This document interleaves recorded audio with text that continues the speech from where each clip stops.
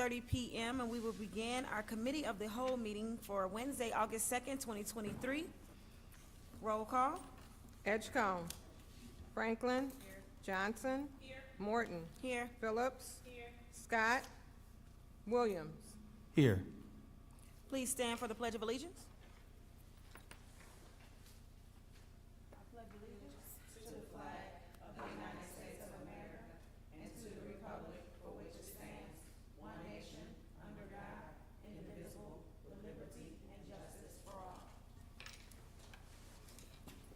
Our mission statement is to educate, empower, and inspire the whole child. There is not a Board of Education report for this evening. We'll turn it over to the Superintendent's report. Good evening, everyone. This is our first Committee of the Whole, so we're very excited to have this opportunity. Today, we're going to be focused on strategic planning, human resource update, and facilities assessment. We're going to start to discuss our strategic plan that we currently have was crafted in 2018, finalized in 2019, and as of 2023, it has expired. We are, as a team,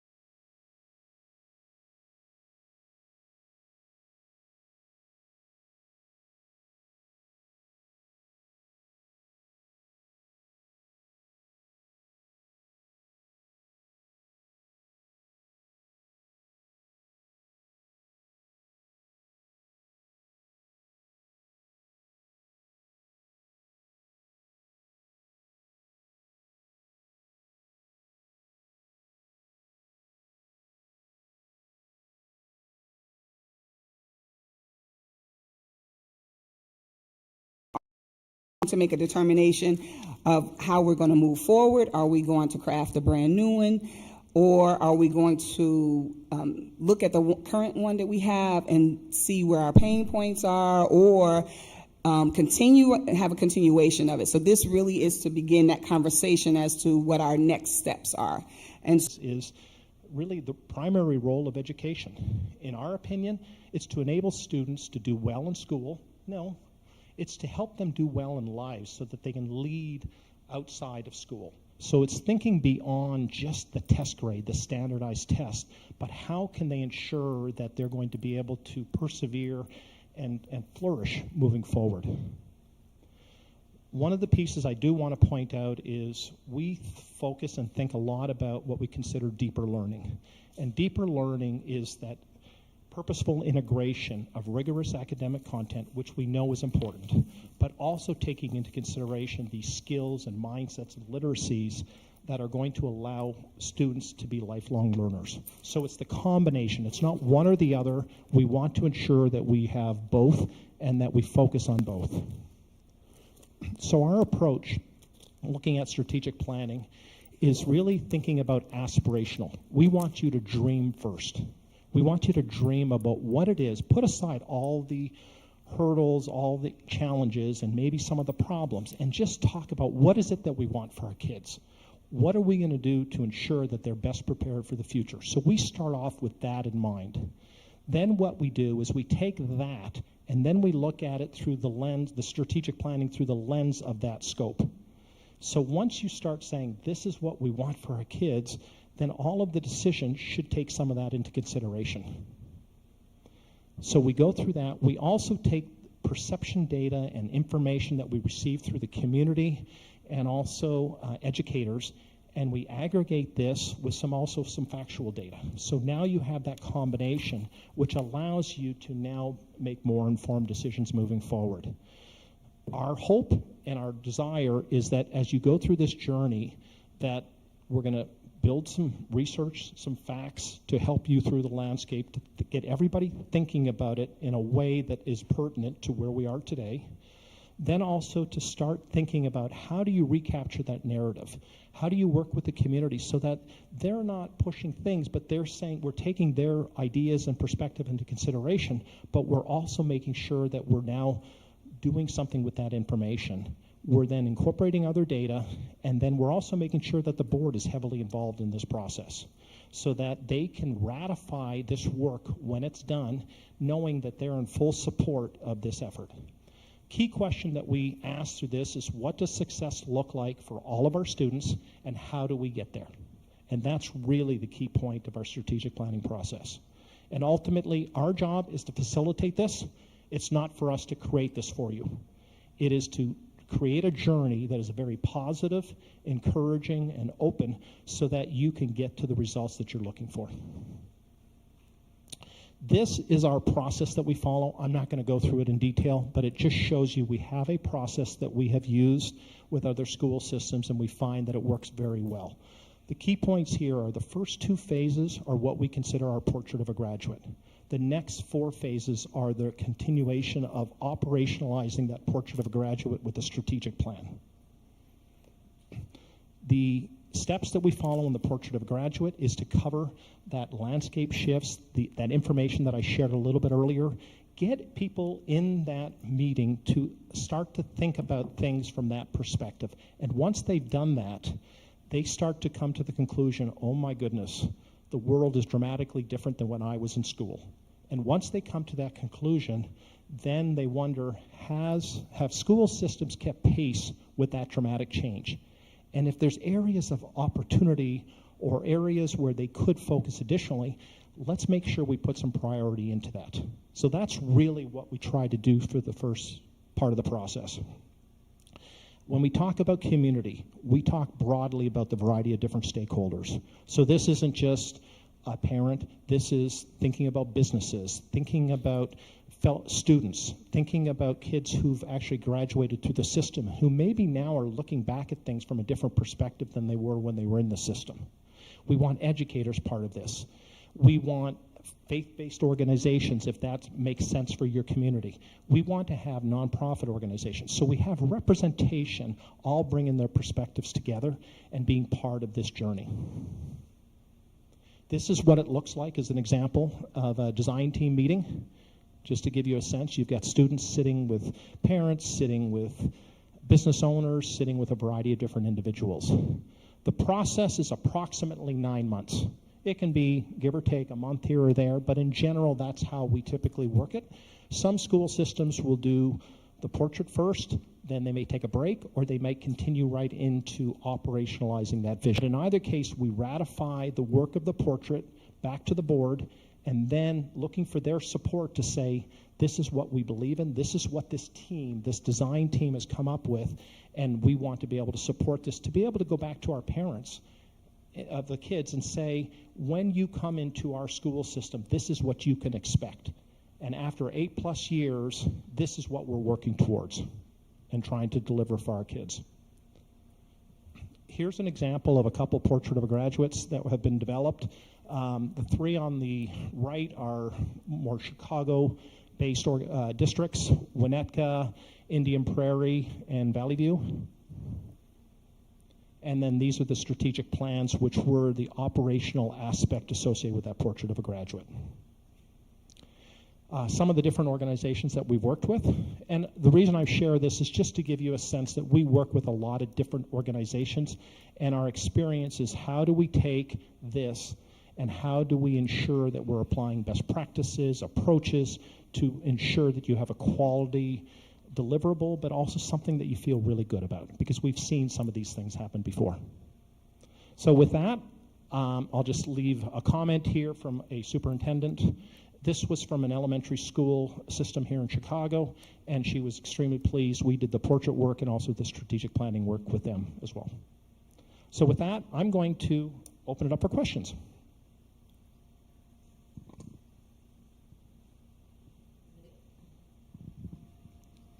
Is there a plan that's available if we look at our existing and we find that we want to potentially retain a good portion of it and just like add on to it or modify?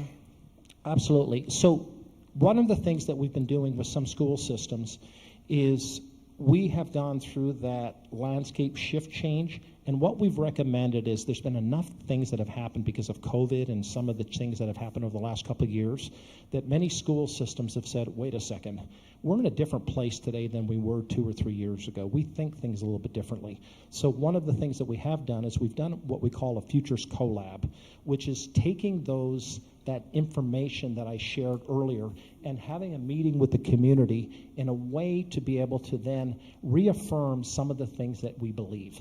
So we've worked with school systems to say, okay, these are some of the things that we think are still true and we feel good about, but we want to ensure that the community has an opportunity to hear some of this and give us some of their opinions as well. So we've gone that approach where it allows us to kind of start at a little bit of a different place, but ensure that we build a foundation of support with the community so that as we then move forward with this work, people can go back to, oh yeah, that's why we're doing this, because we talked about this over here. So that's an approach that we've been using, and it's worked extremely well. We have different school systems that, let me just say this, from a strategic planning, we always take what was done previously and we take that into consideration, because we don't want to throw away the good things. We want to take that, we want to leverage them, and we want to build upon. So we will work with you depending on what makes the most sense, but what we have found is the work typically sticks. The work typically is easier down the road when you have that foundational support and you have that leadership capital that you've built with the community by going through some of these steps earlier. So that has been just our experiences. Do you have some data showing that your program works? Yeah, very interesting. We've talked with some of the school systems that have had like a portrait. There was a school system in California, Valverde. They've had a portrait of a graduate for about 10 years. And I had a conversation with their superintendent about a year ago, asking him what are some of the things that you know have helped you understand that this is working? And he said, well, I will tell you, some of it is anecdotal. Some of it is I walk into a classroom now versus 10 years ago, and I see some of the things that the educators, the teachers are doing. They're shifting the learning. They're giving students the opportunity to have more agency, to be more involved in the discussions. They're giving them an opportunity to experience some things from a different level. And then they're always tying it back to these competencies that they're trying to emphasize. So what they said is their engagement levels have increased with the students. They've had teachers who feel more excited because it's more of why they got into education, because this is what they wanted to do. They wanted to create that unique learning environment. They said that delinquency has gone down. So these are some of the things that we have seen. And what they said is they didn't focus on the standardized test scores, because they said, you know what, by us doing these things, it's going to take care of these other things. And that's what they found was happening, is by focusing on these things, it ensured that these other things were taken care of. And they really looked at it and said, you know what, our job is not to teach them to take a test. Our job is to get them to think, so that when they leave this environment, they can apply this knowledge in a way knowing that no longer are they going to have 1 or 2 jobs. They could have 10 or 15 jobs in various different industries. They need to be able to apply, they need to be able to think, and they need to be able to work with other people. When you're doing a strategic plan, are you finding that it is differing in what you're doing when you're working with your clients now, considering the teacher shortage, and how does that impact how this goes? I guess what I'm trying to find out is, we're doing strategic planning. Yes. We're finding that there is a teacher shortage. Yep. So when you are doing strategic plans, have you seen or have you worked a strategic plan differently in the past based on teacher shortage? Good question. I would tell you that I think we're always evolving our approach based on the dynamics of what's at play. So, for instance, one of the things that we recently did was we actually did a study in the state of Texas for the Teachers Federation. They were trying to understand retention of teachers, why was their talent pool eroding, and what should they be doing and focusing on. And based on the research that we did, the number one factor was not what we paid them. It was the environment in which they were working. It was the type of work that they were doing and how they were given tools and reinforced with some of those types of things. So we take that type of information and show that when we have kids that are engaged, we have teachers that are engaged. When that happens, we typically have parents that get excited because they're seeing that their kids aren't fighting to go to school, all of those types of things. So we take some of what we're seeing and we apply it. What I would also tell you is we're not asking every educator to be part of the strategic planning design team. We're asking for representatives. We're looking for people to be part of this who are able, but we don't want to necessarily go to the same people who always put their hand up and say, yeah, I'll be involved. Absolutely love to have you, but we want to get some of the other people who typically don't put their hands up to be involved. So trying to encourage the principals to solicit and get some of those individuals who are a little bit on the fence and maybe aren't true believers, haven't drank the Kool-Aid. How do we get them involved so that they're part of this, so that they can feel that they've been heard and they can be part of the solution moving forward? So those types of ways have helped with some of the retention that we've seen because they feel like they've been heard and that their input does matter. So does that answer your question? Kind of, No, sort but of? that's okay. I'll talk to you later.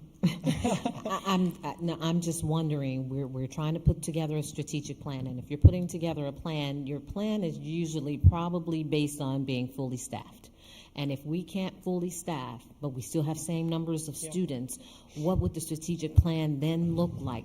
How would it look different than it has looked in the past before we embarked upon this shortage of teachers? Okay. And I don't know that is something that even is a question for you, but if we're going to make changes to the strategic plan, it does need to encompass that we could potentially be understaffed. Yeah. Good. Okay. So to me, that is a variable that has to be taken into consideration, is there needs to be a human capital aspect associated with one of the pillars or one of the areas of focus within the strategic plan.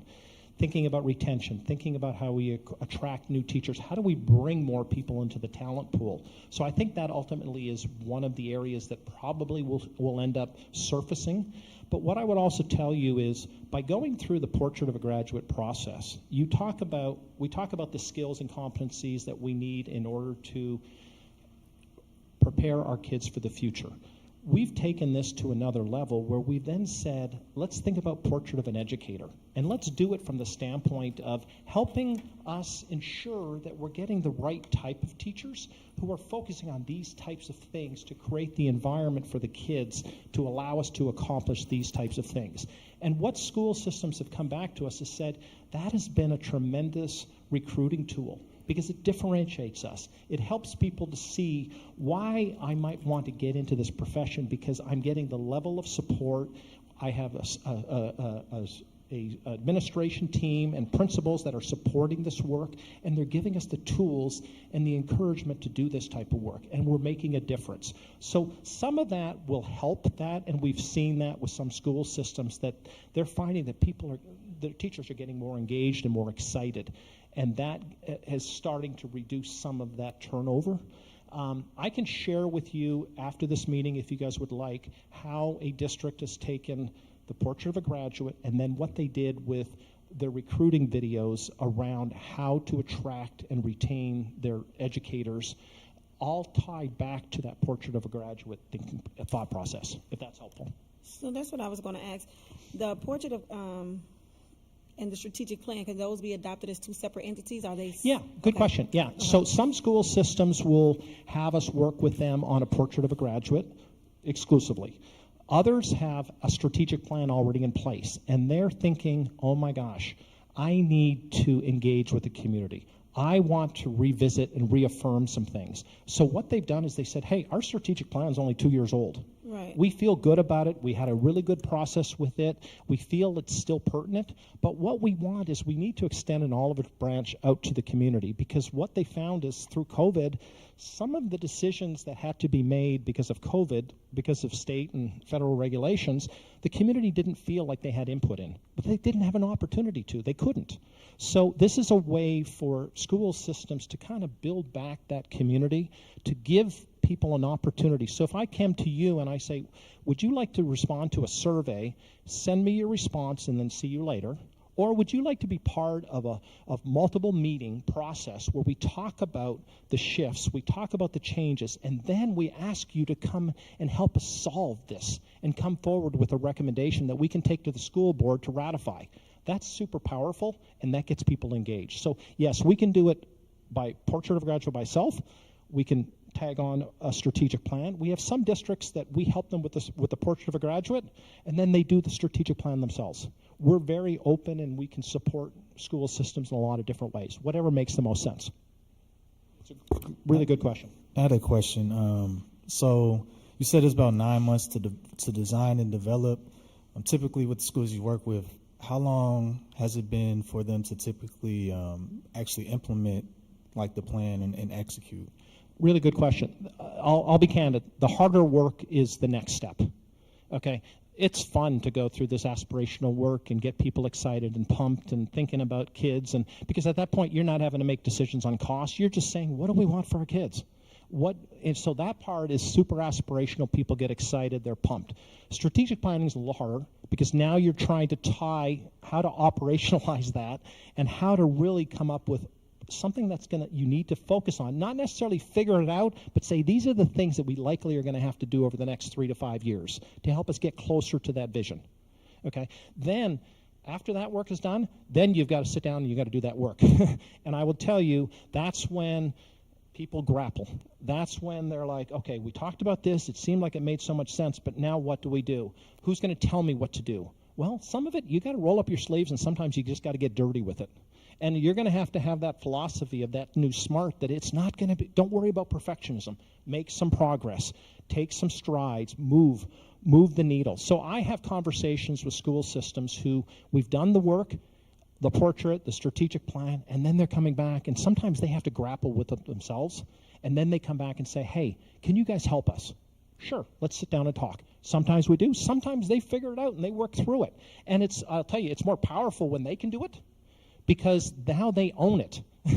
They are absolutely engaged and et cetera. But sometimes they need us to assist and to facilitate, and that's totally fine too. So I would tell you, in general, you'll see some there'll be some low-hanging fruit. Like school system, right off the bat, as soon as they did the portrait of a graduate, they said, okay, we're going to start making some changes. And little changes, not transformation. We're now going to have, at our board meetings, we're going to recognize a teacher who is exhibiting these types of competencies in the classroom. We're going to recognize them. So they just started doing that. They're going to recognize a student once a month. All of a sudden, it started getting people excited. Then they went to the principals and they said, okay, every principal, I need you to recommend somebody once a month. And then what they did is they said the superintendent would go in surprise, walk into a classroom and recognize a teacher right in front of the students. Well, that starts getting word. That starts getting people excited. That starts making impact. And all of a sudden, other people are like, hey, I want to do some of that. I want to be that person. So there's some low-hanging fruit, but I will also tell you, when you start thinking about assessment, okay, so now we have critical thinking or we have empathy. Well, there's no test for that. How are we going to measure that? How are we going to assess that skill and be able to show evidence that our students have actually figured that out and are exhibiting that effectively? Well, let's think about how do we define it? How do we articulate it? What are our expectations? So there's some work that has to happen, and I'll tell you, those things take longer. But by going through them, it's a great conversation. It gets people thinking about it, and they get further away from just focusing on the standardized tests, which I know it's important and you have to hit certain standards, but the evidence that we have seen is when you focus on these things, it brings the results. And you get more engaged teachers, more engaged students, you get community who are excited, and you get people who are building upon this.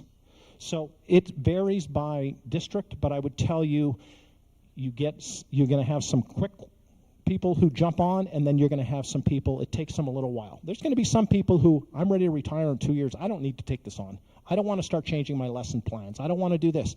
Okay? Well, we need to work through some of that, because knowing that eventually, excuse me, you might retire, but someone replacing you is going to be here for 20 years, and that might be the type of person that we want to hire who's going to be more enthusiastic and wanting to do some of that work.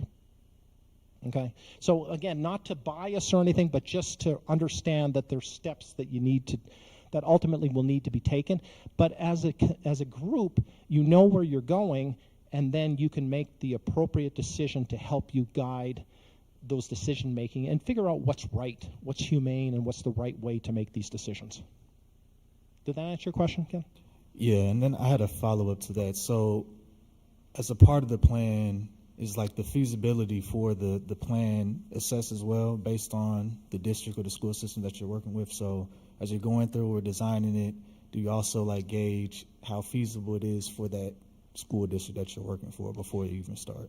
Yeah, I mean, yes, to a certain extent. We can't control all of the dynamics. We're not in the school, we're not running your meetings, we're not in the classroom. So part of it is there's some assumptions that we go through as we're working through this. But part of it is as we go through this, like even for instance in the strategic plan, we're not writing the strategic plan. You guys are. You have writing teams who are going to be made up of representatives who are going to be writing this. So they own it. So if they start putting something down on paper, we're going to be there to question. We're going to be there to ask questions to make them think about it. But ultimately, they're going to have to own that. Okay, so that is one way to kind of make sure that there's some accountability, but also making sure it's practical and that it's moving in the right direction and it's at the right speed and at the right pace. And I would tell you, part of that comes about by going through the portrait process up front, because you get a feel for what is the community, what is their perspective on this? How fast, how slow, how far to the left, how far to the right, how strict, there's just a lot of things that people can observe and watch, and depending on people's reactions, that will help them determine what are some of the obstacles and challenges that we're going to have to be thinking about from a whole system-wide perspective to make these changes and to continue to make progress. Okay, so that's part of what we're asking you to do, is to be thinking about that implications, thinking about it system-wide, so it doesn't just become one person's plan. This is now everyone moving in that direction.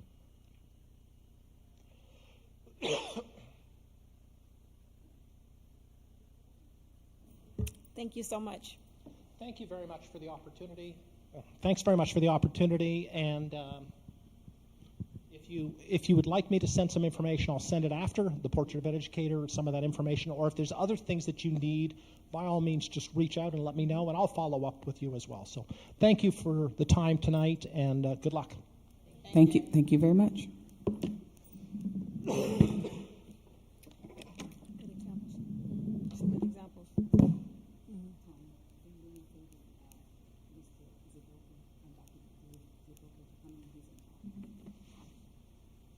Thank you very much, Jeff.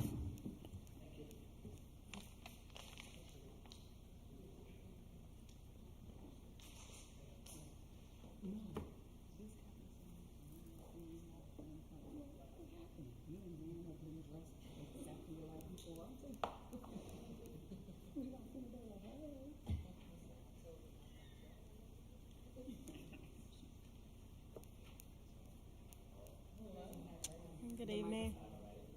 The microphone is right behind you, Dr. Zaboka.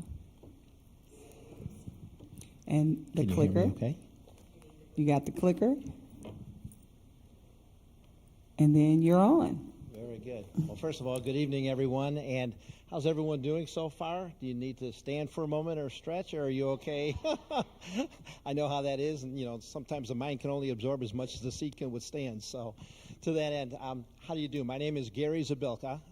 I am a attendant, and I'm pleased to be here on behalf of our firm, Educational Leadership Solutions. We are an Illinois-based firm. We're actually made up of superintendents, just from superintendents and retired superintendents, made up that come from all Illinois school districts. Our firm is one that does strategic planning facilitation. We also do administrative searches. We do data analysis. And then we also do leadership coaching and mentoring. So those are the different things that we do as a part of our firm. Specifically, our partners are Dr. Rich Volz, who worked for years as the Illinois Association of School Administrators for Professional Development person. Actually, that's the position Dr. Brunson would know. Dr. Orzel, who was the successor to Dr. Volz. Dr. Don White actually was a superintendent here in Mokina, and then myself. I was a superintendent in 2 districts. I was in Downers Grove for 4 years as superintendent, and then I was in Morton Grove School District for 10 years, where I retired a few years back. Some of our associates that we've got listed up there, interestingly enough, as we continue to update our list of associates, these are all current superintendents, with the exception of one person there who is retired. But I mention this only because we as a firm, when we started our firm just 3 years ago, we're looking for nothing but the best and the brightest people to represent our firm in working with school districts. We're all practitioners. We're all what I'd like to say are fairly accomplished superintendents. And interestingly enough, as of recent, a couple of our associates have just been hired by the school board, by the Illinois School Board, Education, I'll get it straight, Illinois State Board of Education, ISBE. You may recognize Dr. Kamako Patterson, who's now the Chief of Staff for Dr. Tony Sanders, and Dr. Stephen Asoya is actually the chairman of the of ISBE right now. It's easier to say ISBE than it is the Illinois State Board of Education. So these are a few of the people that we work with, again, just because we believe in promoting our work only through excellent and quality people. Tonight we're talking about strategic planning as it would relate to your district. And this actually is a slide from the Illinois Association of School Boards, which basically describes what good governance looks like for a school district and for a school board, and the different components that can be involved in a strategic planning process. As you can see there, the foundation is set when a district determines what their mission, their vision, and their values and beliefs are, and that is basically what the work of strategic planning is all about. And then from there emanate district goals that then become superintendent goals, but then they work through the entire district to go on to the principals and building and creating building goals, classroom and teacher goals, and then even student goals, so that strategic planning becomes everyone's responsibility in moving the district forward. That's a real important piece of strategic planning, because many districts go through this process and don't do anything to advance it further. And districts that are truly looking to move forward and make a difference in their communities involve everybody. You see on the left-hand side of that stair-step model is the word alignment, and I think there's nothing more than any of us as school leaders strive for, is to have alignment within our systems, our schools, and our school district and community in general. Now, you take a look at this, that's going to be a real eye-opener. You say, wow, you got a long process there. We've got 9 different steps, and I'm going to quickly walk you through those steps as it relates to the work that we, would be doing with you should we be fortunate enough to have that opportunity. We believe a very important piece of it is identifying a core stakeholder team. And a core stakeholder team, I'll jump right to the bottom line on that slide. For a district of your size, about 1,900 students, anywhere between 35 and 50, those numbers are not solid. We have room for flexibility there. We do believe that if it gets too big, it becomes a little bit less manageable, and the quality may not be there. Yet at the same time, we're open to having that conversation with the board and with the superintendent to make sure that we've got the right number for your district, to make sure you've got good representation. As you see there, we've got board members. We'd love to have all 7 involved if you'd like to be. If you're not able to be, we'd love to have at least 3 available. Administrators, staff members, parents, we involve students in our process. We like to have student voice. You would be surprised to see when you're in a room of adults who are talking about these things, when you just look at a student, not that you look like a student by any means, but you look at a student and say, what are your thoughts and opinions? It really enhances the conversation.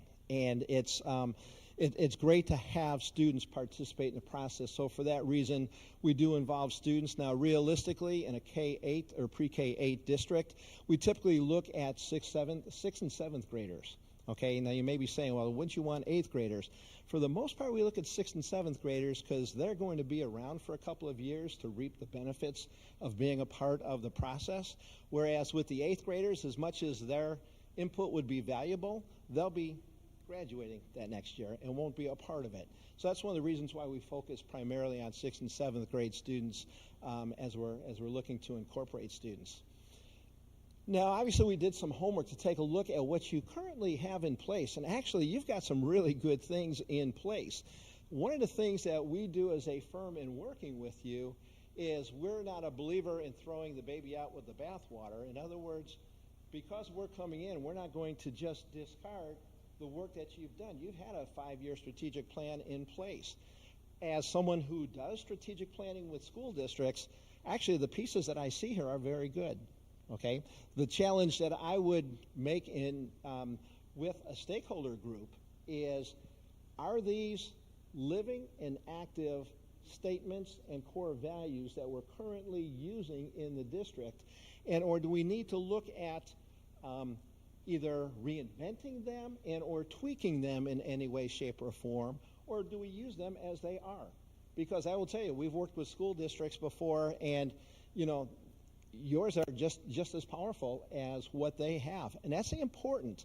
It's important that people in your district know your mission.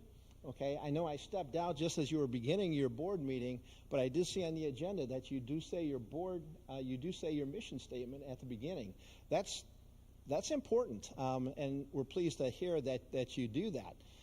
Beyond that, the vision statement that you have in place, again, is that still the vision for the district? In our conversations and working with the core stakeholder team, we try to equate this. We say we're practitioners.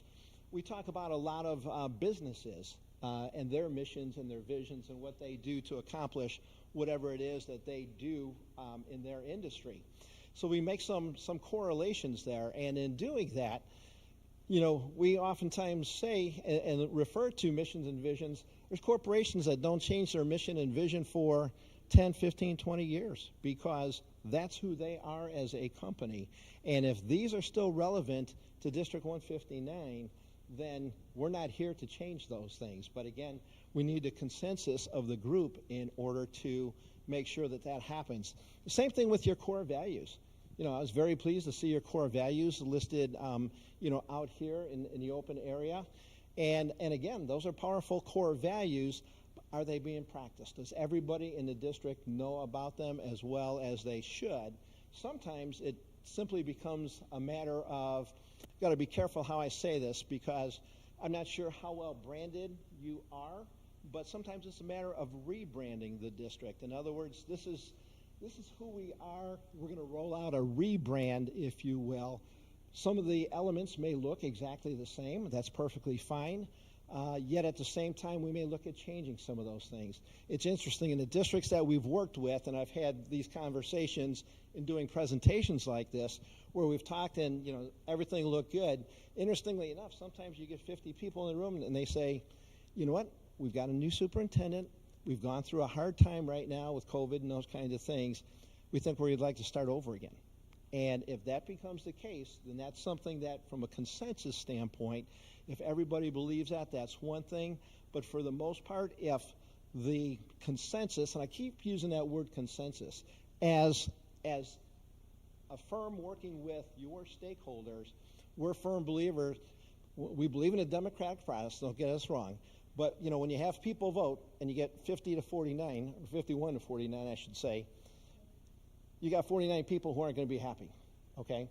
We strive to get consensus where everybody can buy into whatever it is that the group decides.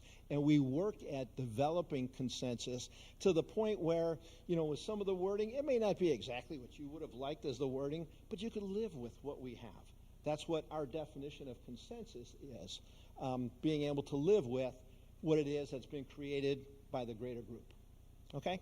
So I just wanted to make sure that you're aware of that because, again, and this will impact pricing to a certain extent as well. We're not going to charge you if we don't change any of these things and we don't need to spend that extra time, then we rediscuss our proposal costs only because that's significantly less money if we're not developing these different components for you. So then we look for input from the community at large. This isn't only the core stakeholder team. This is your entire school community. We have community surveys that we have available where we could ask them their thoughts on the district, different aspects of the district, from student behavior to achievement to facilities, you name it. We've got all of that as part of a survey that we provide for you as a link. You send out to those that you would like to take it, staff members, community members, etc. We collect all the data, aggregate all the data, and then share that back with you. We also can come in and do this in person. You know, again, we like to work the way you like to work with your community. If you get good turnout in person and you'd like us to come out and hold a forum where we ask similar questions that we would on the survey and actually listen to people and get their feedback that way, we're glad to do it that way. Any way that we can share thoughts and ideas about the district, because that's what you want to be able to incorporate when you go through a process like this. What we're looking at doing overall then is reviewing and then recreating your district's mission, vision, your core values, and then developing goals as it relates to, you know, those pieces that we glean from the survey data and the information that the district has for us. I've also got Portrait of a Graduate on there only because your current strategic plan has a portrait of a graduate. My own humble professional opinion, as I looked at your portrait of a graduate, I thought, boy, that's what I would want for my kid, kind of thing. Do we need to redo that necessarily, and or can we utilize what we still have there in place and, you know, not necessarily rebrand it, but reignite it in such a way as to turn people in the district onto the different pieces and components that we have here in District 159, because again, you seem to have a lot of good pieces. So again, that's one of those pieces that we typically don't address the portrait of a graduate component as a part of our firm, okay? And I'm just being transparent and upfront with you to share that with you. But at the same time, I'm going to just say that what you've got in place looks awesome, but you've got to feel that way as well. And we'd be glad to review that with the core stakeholder team as well. We look at what's the district's current reality. How's your district performing academically, financially, facilities, technology, communications. I tell you from a facility standpoint, holy cow, this place is cool. But, you know, how is it throughout the rest of the district? I haven't seen your other schools. Schools continually need, you know, new life breathed into them in different ways, shapes, and forms, depending upon what kind of, you know, how old the facilities are. But nonetheless, these are the different areas that we typically look at in strategic planning. We do a quick SWOT analysis. Well, I shouldn't say quick, but it's part of the process. We look at the different strengths, weaknesses, opportunities, and threats to all the different things that we've learned through the surveying. And then we look at developing goals for each of those areas that we previously identified. Whoa. Either my time was up or I hit the button too quickly. For the most part, what we look at is when we're getting close to the end, we look to make sure everything is in alignment.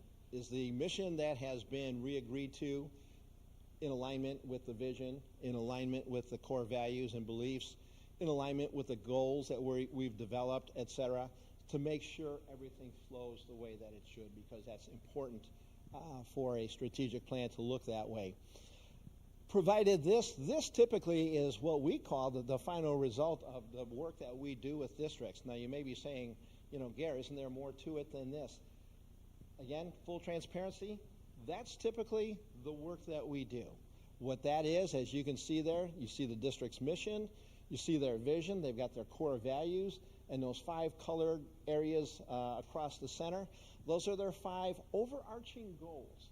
Okay, and we're a firm believer that for this step of the initial strategic planning process, that your goals should be big bucket overarching goals. What are you looking for the district? That's primarily, at least what I believe in the work that I do, both as a superintendent and working with school boards, is that you want the big picture items. Then from there, you give it to the administration and say, now we dig deeper. How are we going to achieve these big bucket goals, and what are the priorities that we need to address? Those 2 will go back to the board ultimately for approval, but at the same time, we're firm believers, again, being former superintendents, we're firm believers in letting the right people do the right work at the right time for the district. And so it's with that in mind that this is typically what the process would look like. Ultimately, the board approves the work. Obviously, that's your role as board governance, is to approve the work that's been done. So from there, as a firm, I'll just tell you briefly, we're committed to excellence. We'll work with you until we get a product that you are satisfied with, that you can approve. Okay, that's our commitment to you. The other piece is, once we're done, we don't just kind of walk away and disappear forever. We are local. When I say we're local, like I said, we've got associates in various places of the state. I'm up here in the Collier counties, and as such, we're here to support you in any way that we can. Actually, even on my way in today, I got a call from a superintendent that we did a plan for a year and a half ago. And as he's starting the school year, he said, Gary, I just want to let you know that work that we did a year and a half ago, it's coming to fruition. We're starting the school year, and we're excited about seeing the changes that have come as a result of the work that we've done together. That was just a nice, encouraging call that he gave. I said, boy, what a coincidence. I happen to be going to make a presentation right now. And if you don't mind, I'm going to go ahead and share that little piece. But the point being, this is important work. It makes a difference for school districts. Most important, makes a difference for kids. So with that, these are a list of our references, districts that we've done searches for, strategic planning for, and data analysis. We've been in different parts of the state with strategic planning, mostly here in the Collier counties, though, is where we've done the predominant amount of our strategic plans. To give you an idea, we haven't even been around for 3 years yet. We've done 15 strategic plans 15 plans for 15 different districts. So there's my information. I probably talked a little bit more than 7 minutes. I have a bad time with that. I apologize. With that, I'm more than glad to entertain any questions on things that I may or may not have covered. If you don't mind, I'll just say one more thing. Cost is always an important piece.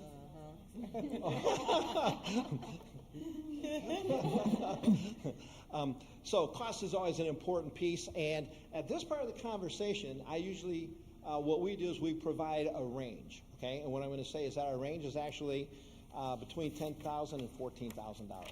14 would be the high side if we ended up spending more time for working on reworking mission, vision, etc. If we got together and saw that we didn't need to spend as much time with those, and they either just need to be tweaked and or were even being utilized, and everybody was content with that, we don't charge for work that we're not doing. So we feel that's only right.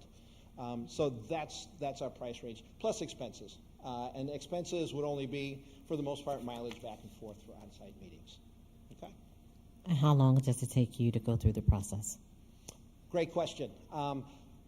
For the most part, we can get through this process. Sometimes I feel like name that tune. We can sing that song in 3 notes. We go through this process, and we don't rush it, but it's typically anywhere from 12 to 15 hours.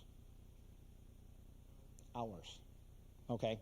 So 12 to 15 hours, we do it in a couple of different ways. If we do it on weeknights, we don't spend any more than 3 hours on a weeknight. Okay? Typically 6 o'clock to 9 o'clock, sometimes 5:30 to 8:30, whatever works best for your community. Again, 3 hours of conversations about this type of thing is heavy lifting. Okay? So 3 hours in that regard. If you're looking at number of sessions, if we did 15 hours, it would be 5 different visits down here. We also have met with districts on Saturdays. On Saturdays, you can actually do the work of 2 evenings, and we don't spend all day. Typically, we start about 8:30. Make sure we get out of there by 2, especially if it's during good weather time, just because at least then you still have part of Saturday left.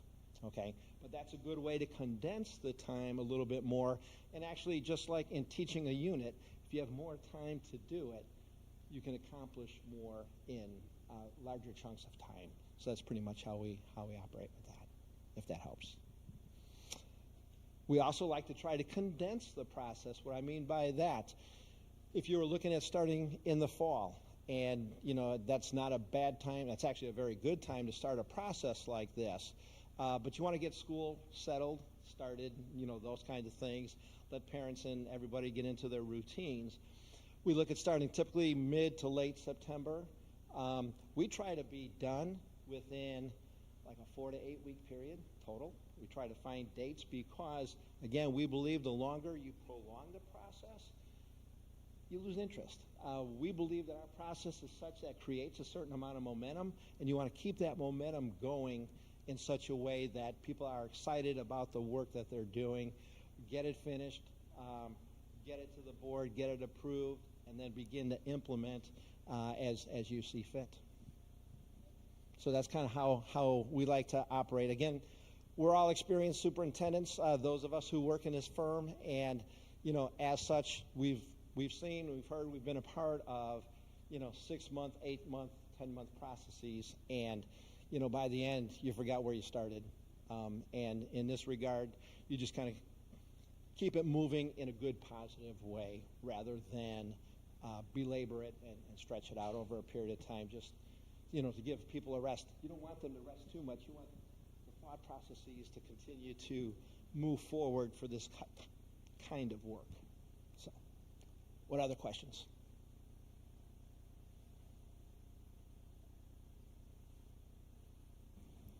Thanks, Gary. You are appreciate welcome. it. Thank you so much for the opportunity. It was nice to be a part of this today, and thanks for inviting me to your beautiful school. This is great. Yeah, thanks. We're going to actually move on to the facilities assessment, and then we'll go to the human resource update. We have 2 members of our exec board from our union who will actually be here. We'll have, during that human resource update, time for you all to maybe come and answer some questions or anything that you would like to add to speak to the board. That will happen during that time as we spoke. Okay, thank you. Good evening, members of the board. Hope you all had the opportunity to enjoy your summer. I am Dr. McCoy, Assistant Superintendent of Educational Services and Operations, and this is Mr. Trish, Director of Buildings and Grounds. and we are going to give the facility assessment update. All right, so for a brief overview, purpose of a facility assessment, the classification of the assessment, so how did they categorize it, priorities and estimated costs, summer updates, and then we'll open up for any questions that you all may have. All right, so what's the purpose of a facility assessment? To create and obtain a 3 to 5 year maintenance repair plan for each of our schools. School building walkthroughs were also conducted in collaboration with admin to determine repairs, and this information was also included in the facility assessment. We worked with TRIA, our architectural partners, to develop the facility assessment, but we wanted it to be a collaborative process with our building principals and administrators, so they can also let us know some things that were of concern in regards to building maintenance, upkeep, and repairs. So classification of the assessment. So it's a very robust assessment. And within that, they categorize it by urgent, to be assessed and repaired as soon as possible, maintenance, part of regular building upkeep, and then recommended, to be considered, but it's not necessarily a priority. And they did this for each of our schools. All right, within the facility assessment, they also provide an estimate of the cost for each of the items. It's very thoroughly done. It took about a couple weeks for them to go through each school building and assess each of our buildings.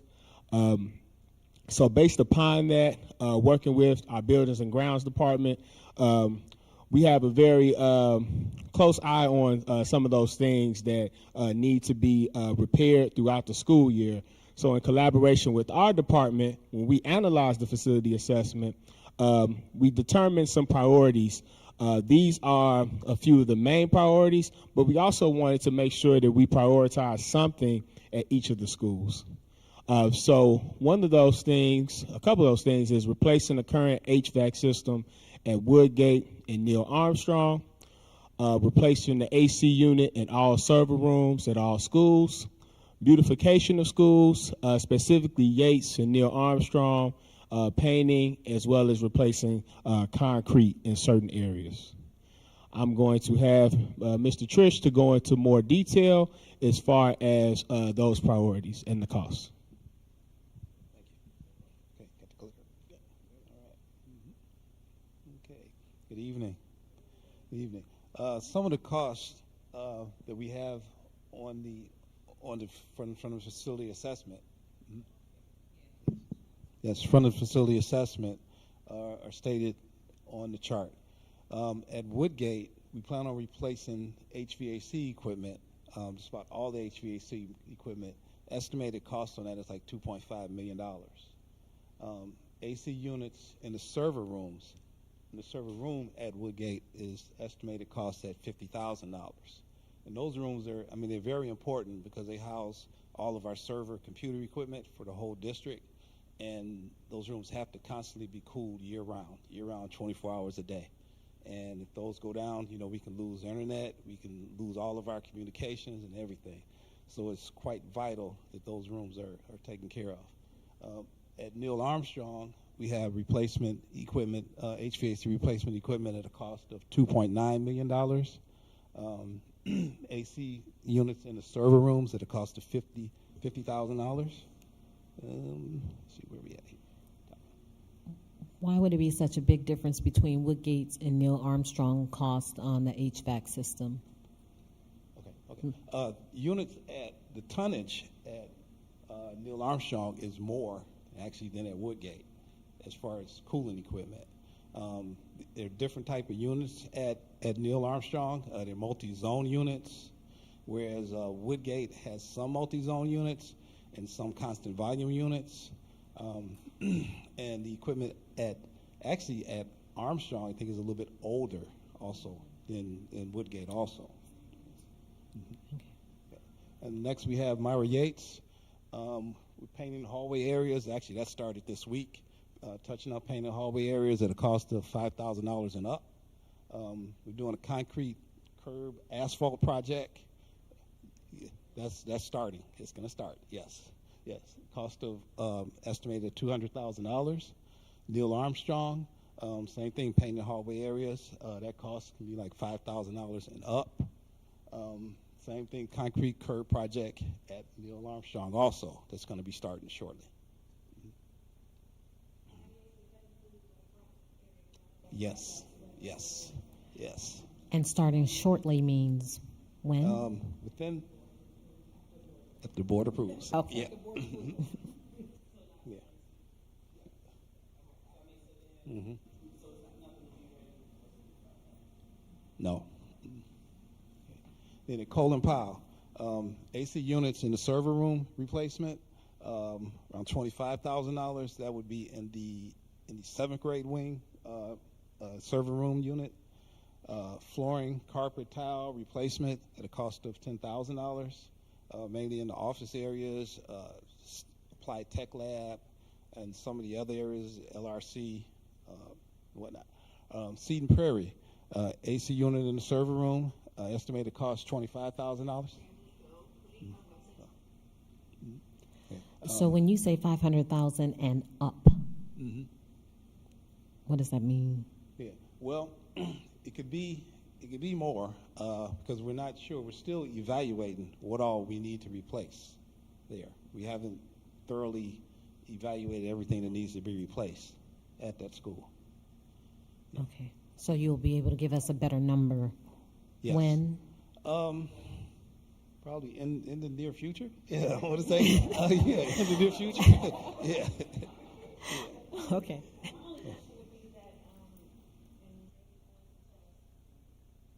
I'm sorry. I know the amounts are up there, but as far as in our reserves or in our account, we have enough funding for it? That's what I want to make sure. Did we budget this year since we will be starting on some of these projects? Yes, we'll phase it, we put it in phases so they have different school years, but we will be prepared for sufficient. And I have a question. So are the estimated costs from like a construction company that took a look at it, or TRIA? This is from TRIA, and we do have some estimates from our mechanical contractor, Precision Mechanical.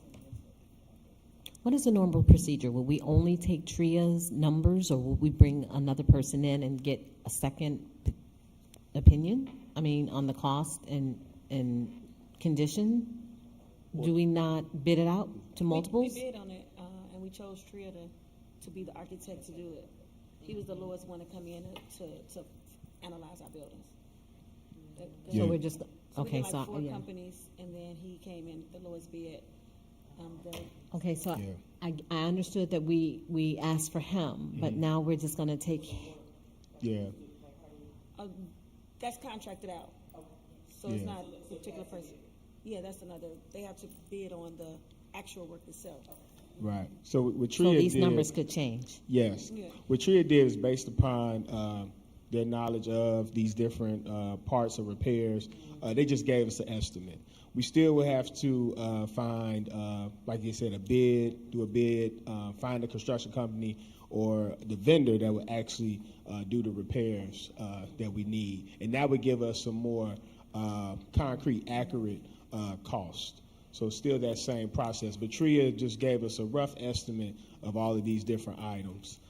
In that facility assessment, we have the digital copy of it, but we will get the hard copy, which is very thorough, and you all will have a chance to analyze that as well. But we wanted to go through, just based upon what we know about each school, different concerns that we get, and we know those priorities that need to be addressed. So we took the urgent items and just tried to have something for at least this school year for us to think about and get started on. Yeah. Okay. Continuing on. Yeah. Okay. All right, so summer updates. We're continuing to ensure the cleanliness and maintenance at each school in preparation for the school year 2023-2024. We began asset tagging this summer at each school to better track purchase items for auditing. Also, we've been doing regular landscaping upkeep at the schools, and the landscaper still has a lot of work to do. He has a lot of work to do. And painting, like I said earlier, painting started this week at both Myra Yates and Neil Armstrong, and our maintenance guys have been doing some painting also in the schools too this summer. And we've been hiring custodians all summer long, and we're just about fully staffed with custodians. Yeah. Yeah. Okay. And do you have any additional questions? Yes, you do. Okay, so even though you've given us about $7 million worth of things that need to be done, something that I would love to be on the radar is the office at Colin Powell. The office at Colin Powell is the front office is okay because it's not functional for 2 secretaries. Yeah, it is. It's on the list. There's tape.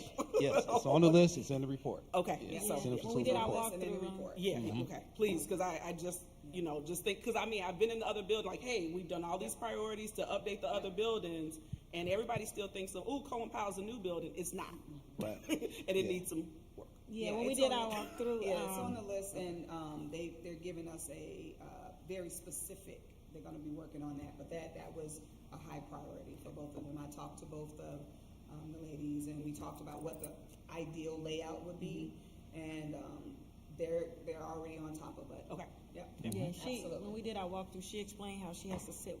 Oh, it's It's been Yeah. horrible for a long time. Yeah. And the thing is, I mean, and truly, if you get somebody in, I had to do that in my own school, just in terms of making the space, and changing the configuration or whatever, but making the space more functional for the people that are there. Even to put their purses, they only have locked drawers.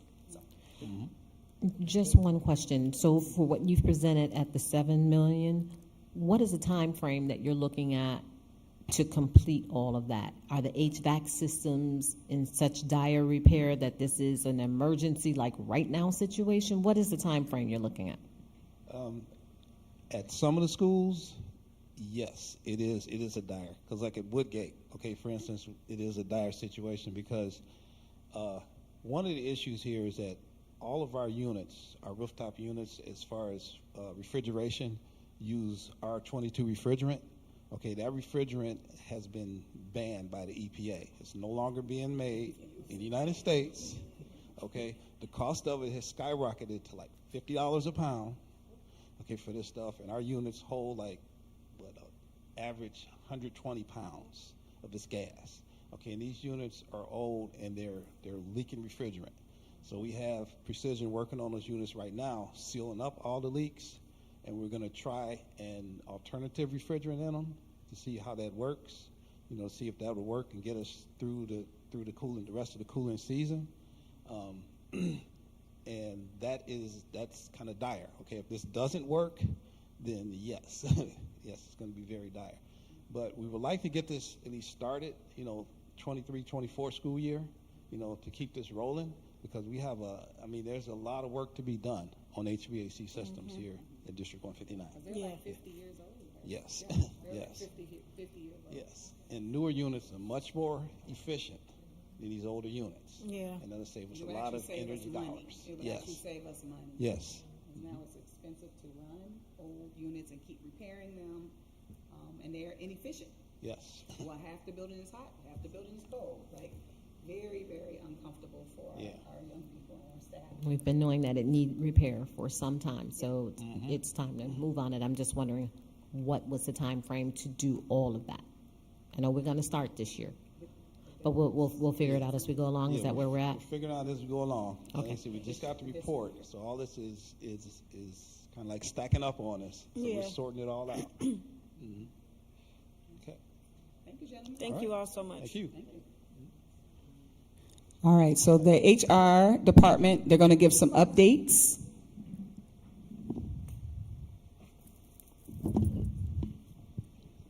Good evening, Board of Education. Hopefully you had a really good summer. So yes, we're going to give some updates in regards to human resources. One quote that I like from Fred Hammond, he always says, wherever there is people, there's power. And so it's important that we manage the collective people that work for our district, that interact with us, so that we can make sure that we have a strong foundation. So here's the agenda that we will go through. So school year 23-24 hiring, stats on certified and non-certified hires. We'll glean from some of the feedback from declined offers. We'll look at resignations and retirement information, and then current projected certified staff openings. We'll look at candidate feedback, the salary schedule, and we'll also look at retention statistics and proposals. And then we'll answer any questions about exit interviews, which we showed beforehand in the board docs. So I will let Ms. Vance talk about the next two slides, and then we'll go from there. Good evening, everyone. Okay. Teamwork. Okay, so to kick it off, we're going to review briefly the certified hires in both numbers and percentages to match. This is as of today, because we had a couple of changes today, so we made some updates. Since late April, early May, there have been 38 offers made for the certified staff, and 23 of those offers have been accepted. So 38, that's 60.5% accepted, and 23 offers, or made, 38 made, with 60.5 being accepted of those 23 that accepted. And then the number of declined offers came in at 12, and that percentage breaks down to 31.6%. And then the number of offers pending right now stands at 3, and that is a 7.9 percentage rate. Meaning in pending, that either means that the person has, like today, just been given a verbal offer, so that has not been, the letter is going to be going out. If there may have been an offer presented in writing, but the person has not yet signed, so it's still pending acceptance. And then of those 23 offers that have been accepted, one is a rehire, so people are coming back to the district. And I knew I was going to do this. Okay. Turn it off. Oh, there we go. Okay, here we go. Thank you.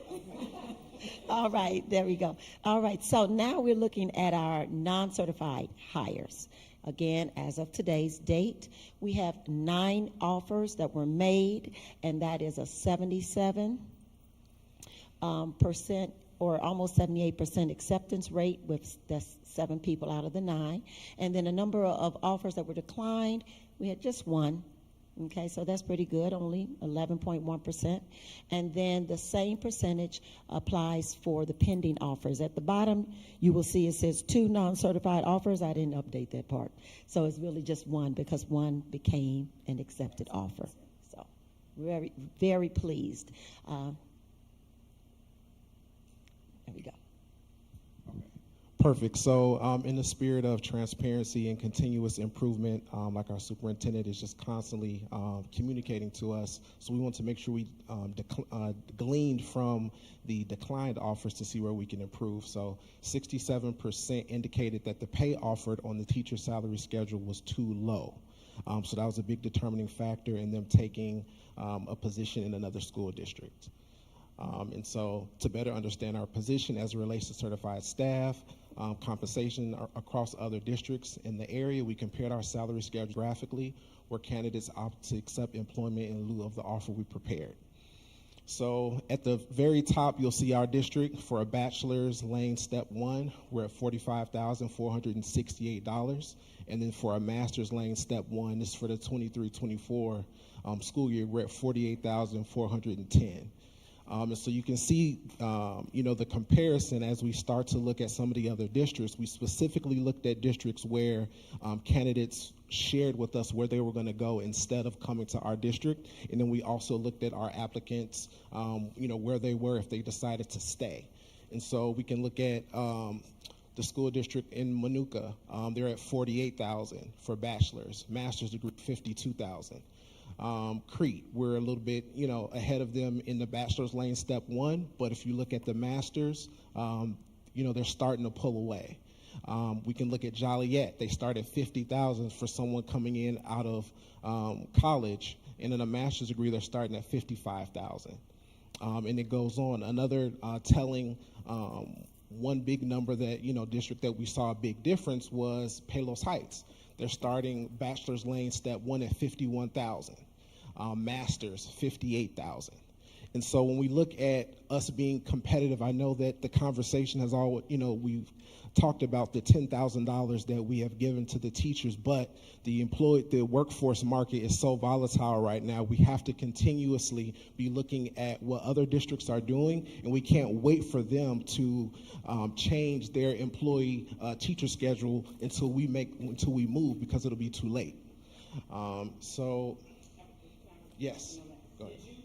I get that some of the people that are going there instead, and yes, I get that about salaries. Did you look at just truly neighboring districts? Because some of these are not neighboring. So somebody that's taking that hike may live close to Shannon or something like that. Right. Did you look at districts near us to see where we're at?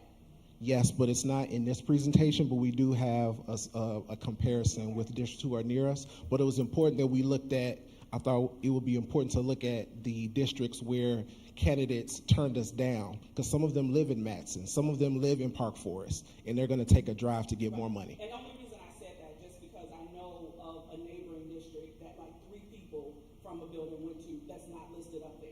Gotcha. That actually pays less than we do. Got you. So that's why I'm just saying, for information. And they're leaving, but we have better benefits. So maybe we need to make our benefits match what other districts do, and then we can put that money into salary. Because to try and do both, it would probably give us an edge on them. We would have to do the financial homework to see, can we afford both? The other concern that I have is that I know we bring people in and they may have been teaching for 10, 12, 15 years and we stop them at 10. Right. So that is another consideration that absolutely needs to be looked at, that we give them all of their years of experience on the pay scale, and then maybe that could look a little different, no? Absolutely. Okay. Yes, and so we can send an update with, that will encompass the benefits, because for some of the teachers, we didn't include CPS on here, but we had some teachers that wanted to come to our district from CPS, but it was a $20,000 difference. And so the benefits are not going to be, but a lot of our employees are coming from CPS, and employees are still, candidates are taking the drive to go to Chicago. They can take the train, they can take the metro. And so I think we need to change the narrative from the experience and the feedback that we're receiving, saying that we can't compete with CPS. We might not be on par, but we can close the gap so we're not $20,000. They're not supposed to be working at CPS and living here. So they give them 6 months to move. They're changing Yep, they're changing that. And you can get a waiver based on special needs, positions that need to be filled. Right, but it used to. They're doing right now, their waivers, because they want teachers. Yeah, who doesn't want teachers? Yeah, I lost 3 of them, sorry. So you know. Absolutely, go ahead. To piggyback on what you were saying, Mrs. Franklin, about the salaries and the benefits and so forth. So some people are interested. They hear about our medical benefits, and that does attract some of them. But when we look at our salary schedule, for example, we lost our 3rd PE teacher today, and the salary difference. But if we, to your point, allotted for the time that they had acquired in teaching, say this person would have been on step 17, that salary would have been comparable to what they are now receiving at CPS. So that may help us in some regard. To piggyback off her piggyback,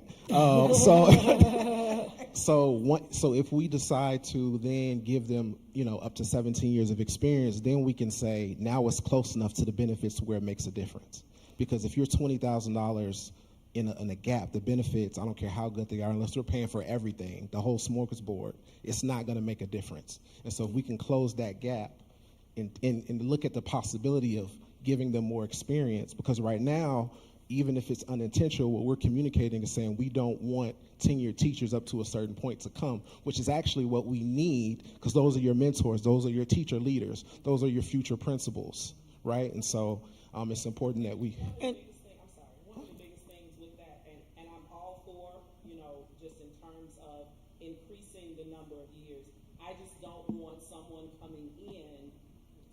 making more, just in terms of making sure you're putting them where you don't have somebody that's here and has been at a certain number of years and somebody's making more than them.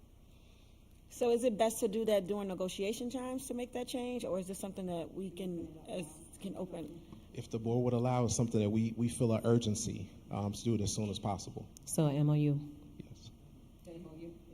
So is it possible that you can give us more snapshots of other districts to compare to, even in our Absolutely. surrounding? Because I know our benefits are changing. When we did the last negotiation, they're dropping each year. We're taking a percentage away of what we would normally do, so that we can be able to pay them more. And that was the best decision that our treasurer had informed us at that time. And we made the negotiation with the union and ourselves. So if we could just get that way we've been making a lot of, we actually been improving on how our pay is, but we just want to make sure, like she said, we're doing it right, and some not getting paid more and less, then we're just giving everybody raises, and then we're, So we kind of need to do that same kind of thing that we did with Dr. Grossi and Mrs. Owens. We would kind of need, maybe you'll be able to explain that to them. We need to do something like that again. Yes. So to your point, Mrs. Morton, one of the reasons I came here, because I came from CPS, was the benefits. So that does balance out the peace of mind, the lack of toxicity that you can find at different places. So people have various reasons for coming, but we do have to, of course, keep in mind they have to eat. They have children, so we want to keep that in mind too. And I have to tell you, I was quite surprised that we lost a couple of teachers who were brand spanking new, just graduated in May, and they declined our offer because they were receiving a larger offer. And I'm like, I just knew we would get a first year. They wanted some experience and a nice environment where they can grow and develop, and they said no. So this would help us to be able to offset some of those no's. Not everybody left for financial reasons. I want to applaud the district for the strides that have been made and the decisions that have been made, but some people had to make personal decisions, life-changing situations that happen suddenly. So not all of them had done that, but we did lose majority because of low pay. So. Also, is it possible, maybe it could be done by August? I know you all tell us like the list of vacancies or what positions those were. Can we know what positions those were or what positions we're vacant in? Oh, okay. Yes. Okay. Absolutely. We have more. So another important aspect, we're looking at the new employees that are coming in, but we also have to retain the staff that we have, our tenured staff, right? It's important. It's critical to fulfilling our goal of being student-centered. So part of that is our annual Chat and Choose. The Human Resource Department will visit each school twice a year and more, but officially twice a year, to answer the following questions in regards to pay, benefits, tuition reimbursement, lane advancement, medical leave, paid time off, workers' compensation, and professional development, and much, much more. We had a lot of success with our Chat and Chew this year. So many questions that were kind of lingering that teachers had, employees had. We were able to resolve that for them because we want to make sure that it is a good environment, and their issue. It's our job to service the people who teach our students. So. Employee culture surveys. Staff will be surveyed twice a year to obtain a temperature check on working conditions and overall satisfaction. So the hopes that will come from these surveys is that obviously they will be anonymous, but it will allow for immediate course correction or implementation depending upon the situation, remediate before any issue becomes a larger problem, and cultivate a culture of care. We don't want to wait until they're ready to leave. They've already sent us the exit interview, they've resigned, they've cleaned out their desk, and so we want to get ahead of that. We don't want to be reactive. How frequently will you do those? So we want to do one before Christmas break and then one after Christmas break. And so we'll have the specific dates in the Christmas, that's a long way off. Well, one before and then one after. So maybe we're thinking we're targeting like October. Like we're talking like October for the first one. Or we can do it sooner. On the 4th, even on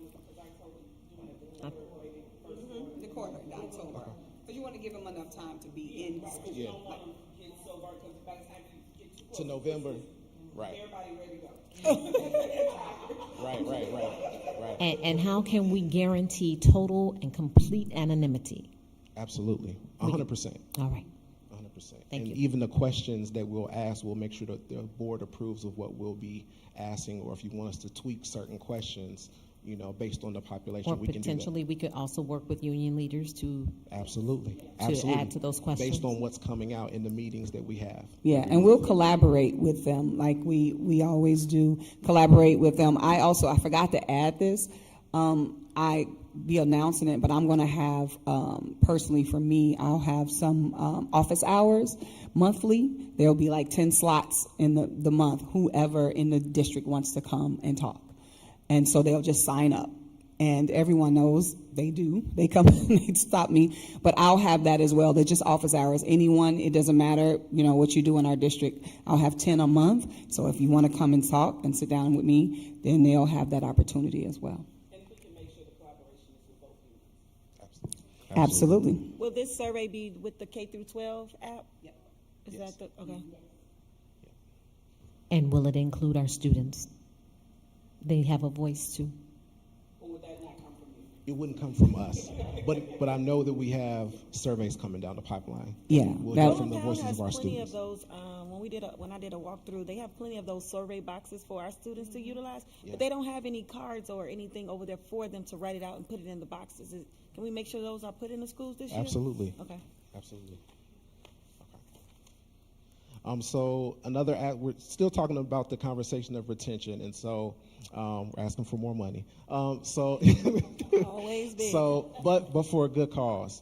So our teacher loyalty incentive. So it's imperative that we not only recruit the best to fill our classrooms to teach our students, but we must also look at ways to retain our tenured staff, which hold the bedrock of institutional knowledge and serve as mentors to our new certified staff members. And so in conjunction, we did not do this in a silo. We worked with the union to talk about a number that will be respectable based on the years of service. And we're looking at from 1 to 4 years, $1,500, 5 to 9 years, $2,000, and 10 plus years, $2,500. And so you may look at that and say, we're constantly up, increasing pay, we're increasing, so many different things, but the cost of living, for Matson is $1,500 to $1,800 if you look at rent. If you look at, mortgages, it's, $1,500 and up. And so the cost of living is increasing, but then at the same time, we also want to tell our teachers thank you for, we want to stop talking about COVID, but at the same time, there was such a social and emotional affect that took place. Teachers could have left. There's so many teachers that are leaving the profession, and this is just really a way to say thank you for them being able to sustain classrooms, to inspire our students. We expect them to come in and to spark, imagination in our child's hearts, and so we have to begin to respect the profession so that people want to continue to come in and that teachers want to stay. And he was one of the presenters, the first presenters talked about one of the feedbacks being not just about pay, and he's 100% right. It's also about culture. It's also about how you respect the teachers on a daily basis. Do you respect their input? Do you talk to them as subject matter experts? So in tandem with this, we have to shift our culture to make sure that we are respecting our teachers as the experts that they are, and this is one step towards that. When are you proposing payout for that? When? Yeah, at the beginning of the year or at the end of the year? Beginning of the year. So in two installments, but we would one. But we had people quit after they get the money? or during the year. Okay. Yes. Oh, you can go ahead. Oh, you can go ahead. Go ahead. That's why you're here. Because this came from you. Yes. This came from you all. Yes. That I don't need a mic. Yep. But with that being said, there is a recourse that district has. If that is a possibility, they get a last and final paycheck. Those monies could be deducted from their last and final paycheck. So there is a recourse option there. I just think it would be advantageous for us, especially with climate and culture, because it is in the tanks. I think it is a great way to say to staff, we appreciate you. And instead of making, staff or us wait until Christmas break and then wait till the end of the year, is that really an incentive bonus or is that really a thank you? But, so I am in agreement to a certain extent, but how do we, I mean, if the money is given up front and then we still don't see a beneficial when it comes to our kids and test scores and things like that. So that's why I want to know are we speaking on the same thing or is it? Because you're saying test scores, that's not. Well, not really test scores, but just, just our children as a whole. Okay, so let's look at it like this. Our children as a whole now, with the teacher who's disgruntled. So you have a teacher who's disgruntled in front of your student because we're gonna not give them $1,500 up front. And then, or you want the teacher who will say, okay, they appreciate me. They really value me being here in front of your student.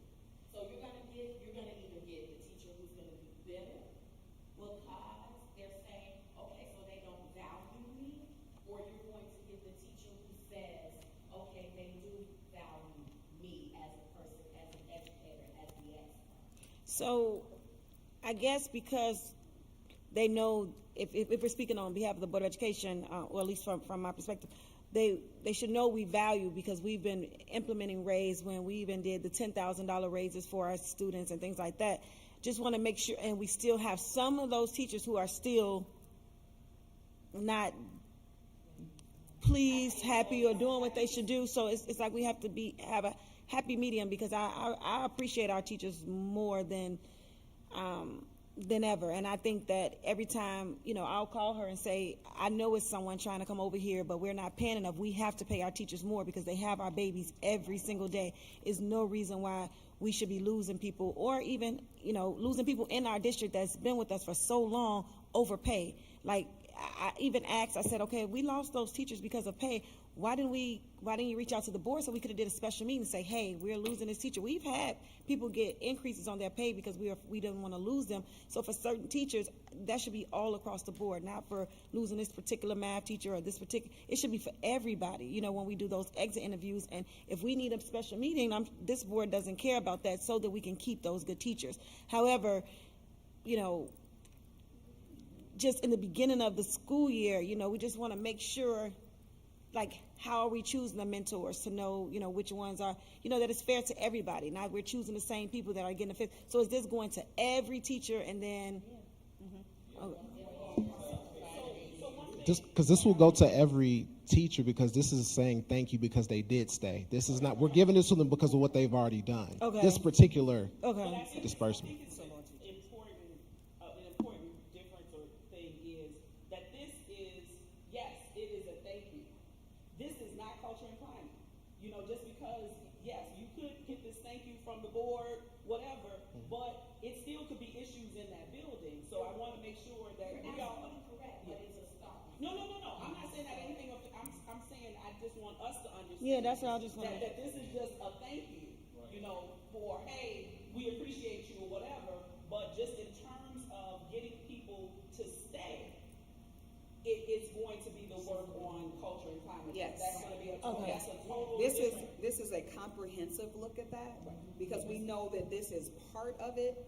But in my relationship with the union, we're working on those things. And as I have said, we didn't get here overnight, and it's not going to change overnight. It's going to take all of us. Some things may be monetary, some things may be technical, but most of it is going to be the adaptive work of building really strong relationships with each other.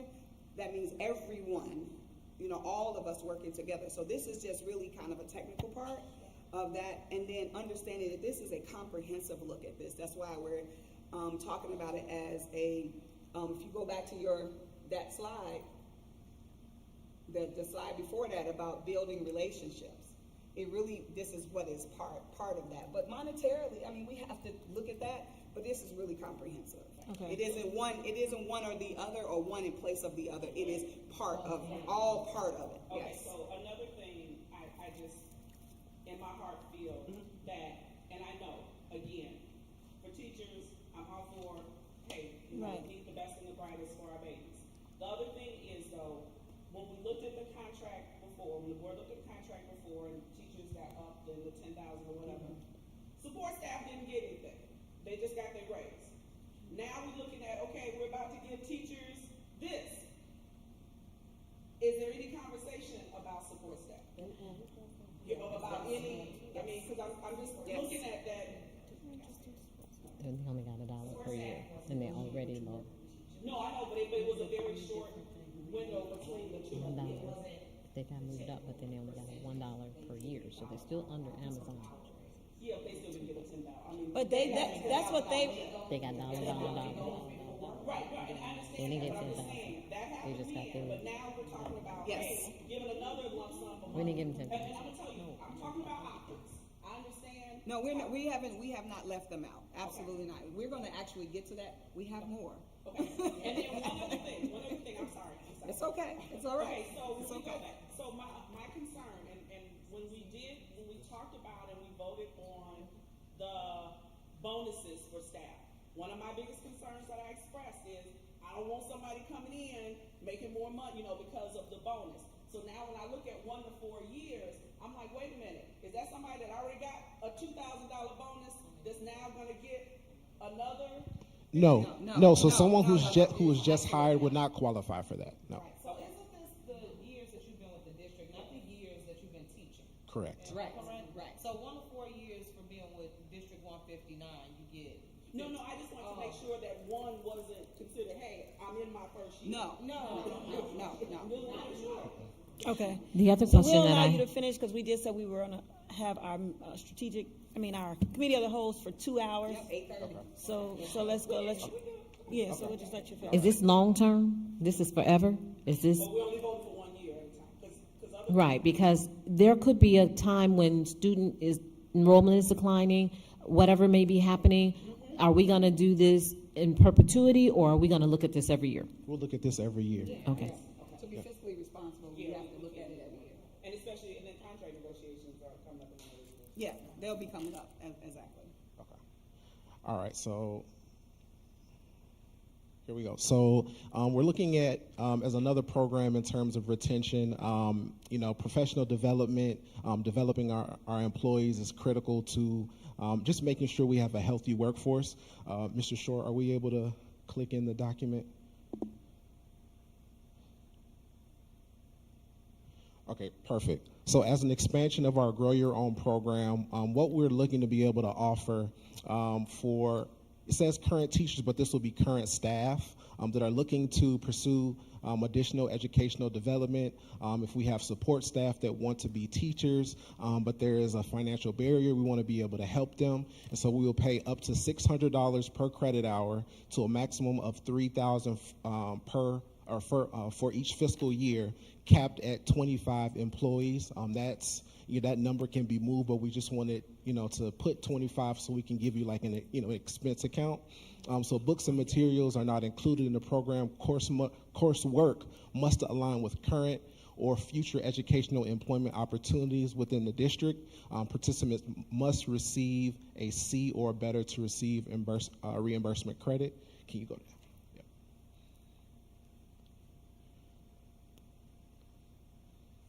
And then we also did not want to leave out our custodians and buildings and ground staff who may be interested in continuing education, right? This can benefit our employees as well as the district. And so if they get those certifications, electrical technician certification, EPA, HVAC, so that can help us when we have to do certain repairs. If they had a certification, we can lessen the expenses that we have to pay because we have employees who are competent in-house. So we're looking at $1,500 per year at a cap of 10 employees. So additionally, employees who utilize the reimbursement resources will be expected to sign a minimum of a 1-year service agreement. And so if they don't fulfill the service agreement, they will be expected to pay back greater, the grant equal to the time not fulfilled. Questions on that? The document, so it is going to be for support staff as well? Yes. Yes. I know it said teachers, but yes, it'll be staff. Yep. Any questions on this? Any other questions? Okay. Thank you, Mr. Short. Okay.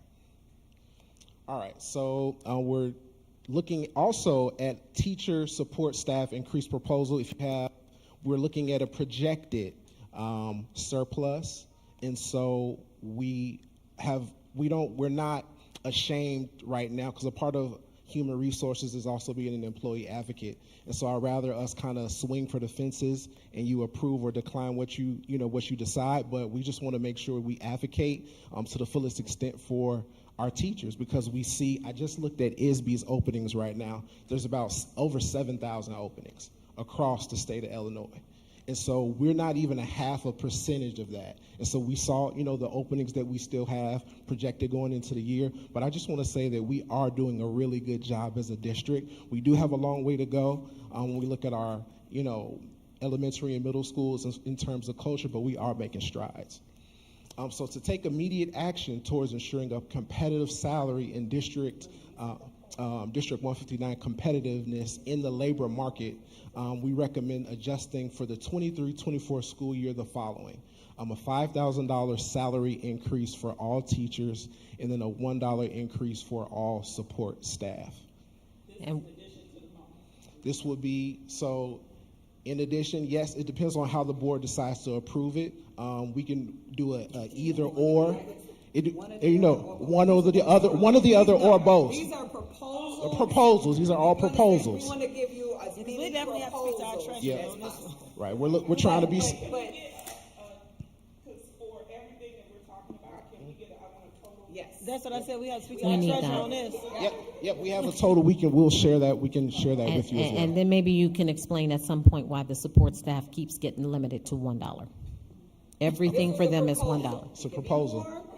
That's why it's here. Like, what do you all think? This is a starting conversation. It's like a negotiation. Right. So you think it should be more?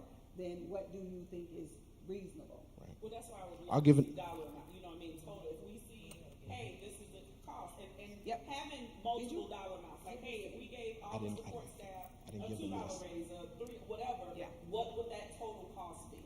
Right. And we're going to share this with Mr. Grossi, right? Dr. Grossi. That's what I said, we have to speak to our treasurer. We need to share all of this with Dr. Grossi. Or Mrs. Owens is good, I was gonna say. Mrs. Owens is more than capable of explaining all of that.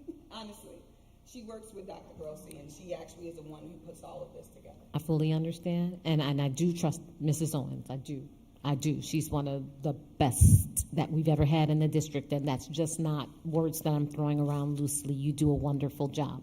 But Dr. Grossi is there to oversee our funds at a different level from her, so I'd like to see both of them so that we can, this is lots of money. We're looking at $7 million for buildings.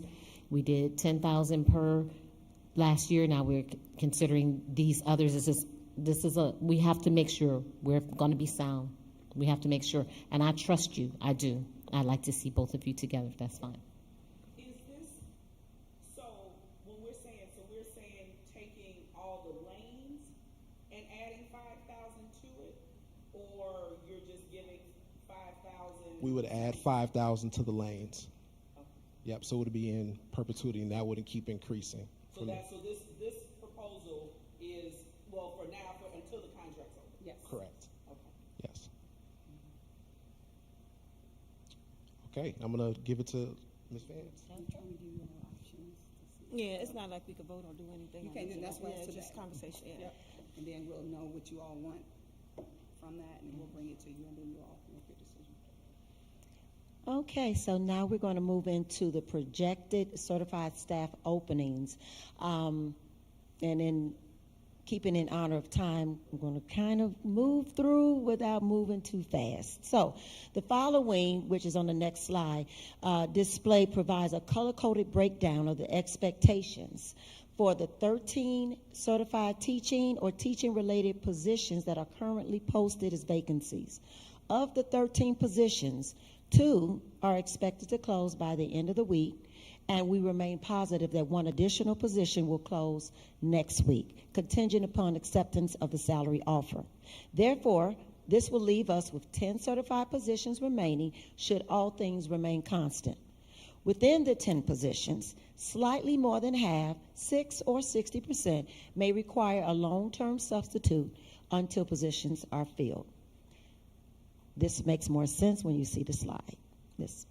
All right, so here's the color-coded breakdown. The positions highlighted in yellow denotes a definite opening, which we haven't any person in place or projected to be in place in the next couple of days. So that would include, Mrs. Morton, what you were mentioning about the various positions. These are the 13.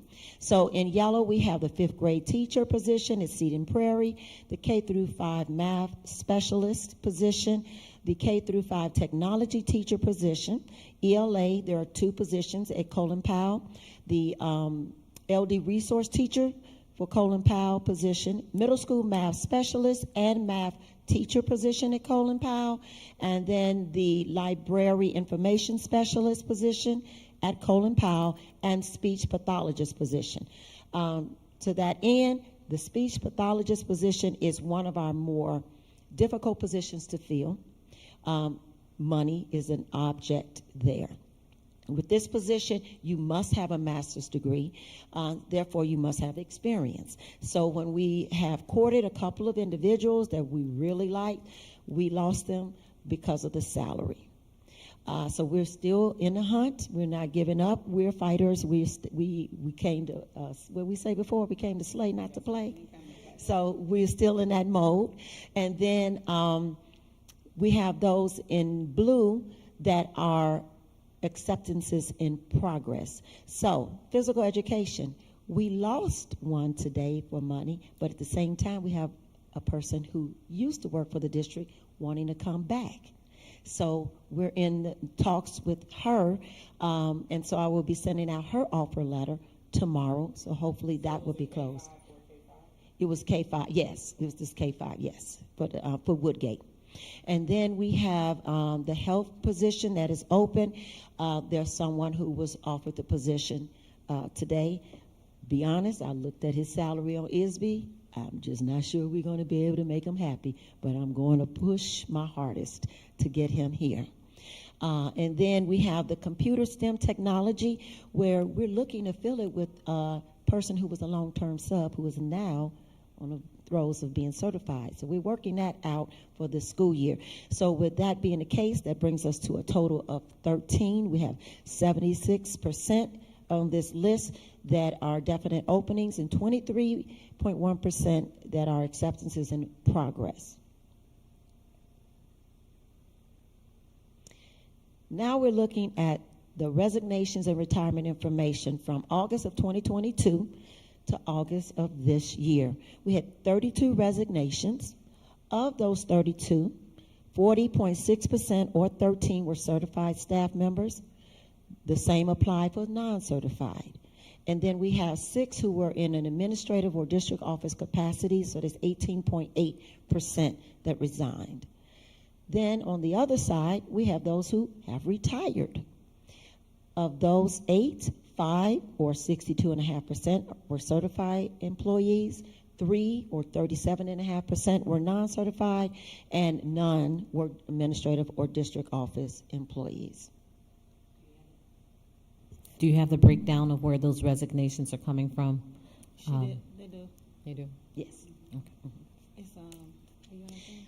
So that comes into the exit interview. We don't want to necessarily click on the link because some information is discloses, and I think you have seen it. If you have questions, and then we also have our union here. They're here for the purposes of that as well. And then I do It has no have names, it with but me here. it's kind of deep. I mean, it's So I could Because read. it tells what school. Yeah. Yeah, so, you know, I will say this, on the exit interviews that we've received, all of the questions that were presented, I think it was 12 or so, 8 or 9, but of all of those questions that were presented, all of them had more positive feedback than negative. So that's good news. So we had 71% positive, 29% needs improvement. For the question, did your experiences with ESD 159 prompt you to begin seeking employment elsewhere? Some of the comments, included it was a personal decision that will enhance career opportunities. Yes, my time as a teacher led to anxiety, depression, physical illness, mental stress, and loss of passion for teaching. Or no, I had a great experience within the district. And then, we don't have to read them all, okay. And then under the circumstances, if any, would you consider returning to the district? 57% said yes, they gave us positive feedback. 43% needs improvement. So the questions were well thought out to gauge how we can improve and also to see what we're doing great that we can continue to advance in. So what was the best part of your job? 71% positive feedback, 29% needs improvement. The best part of my job was working with my colleagues. I've worked with some incredible educators and staff members, working with students and staff, a community of teachers. So there were a lot of good feedback that we received that will help us moving forward as we are trying to improve the culture and climate within the district. Okay, so how? Tell me how this is going to help, or how you're going to use this information. Well, some of this information we can use is, again, with incentives monetarily. The chat and choose, having a more one-on-one dialogue, making incentives for them in terms of what they can do to grow professionally. Some of them wanted to do that, so you can see from earlier this evening that that's what we're doing. So the work is already in progress. Being able to give them a sense of comfort and knowing that the door is open, if you will. They don't have that fear that we're in the Ivy Tower and they can't talk to us, so that we can improve ourselves and improve the environment in which they're working every day. We want them to feel like they're home when they come to work. So I have a question. Oh, I'm sorry. And I think because some of the feedback was specific for buildings. Yes. Right, I was gonna say it had nothing to do That's with what I'm just like, monetary. So, you know, and I can- very concerning. Yes, I can answer that, because I think this is really important. The reason why we gave you that information, and we're in the spirit of transparency and honesty, as I said before, we didn't get here overnight. It's going to take some time, and we have to be very honest and very specific and intentional in what we do. A lot of this lies at the feet of our principals, and they're going to be held accountable for improving the culture and climate in their buildings. We started a lot of those conversations last year, and yesterday we had a half-day PD with the principals, and we talked about how do you create a culture of care with holding up the mirror and looking at their own leadership and their leadership styles and what is expected of them. And so, to be as frank as possible, it lies at the feet of a principal.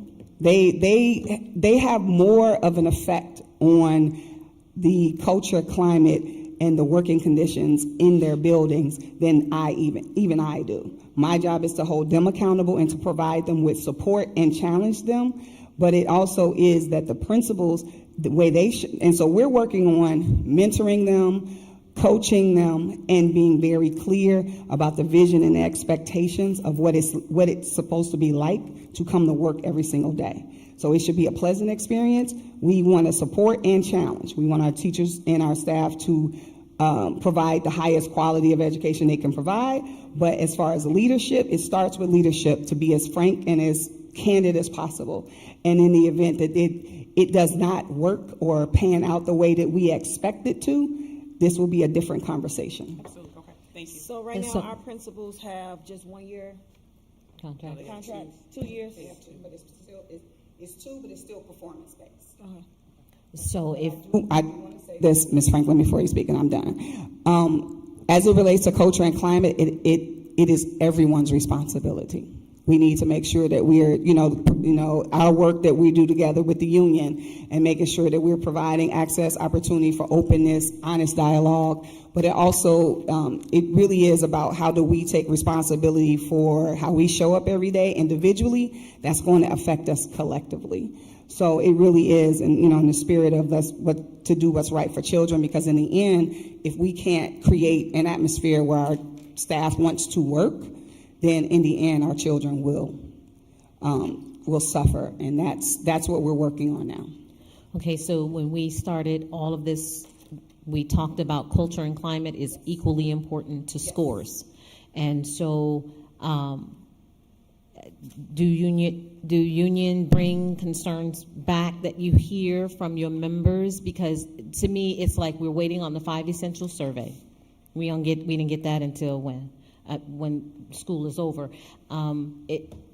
We've already, I wasn't around during March, but we've already looked at retention and extending offers and for contracts, but we didn't have this kind of feedback. So now that we're going to do the surveys, it's going to give us some idea.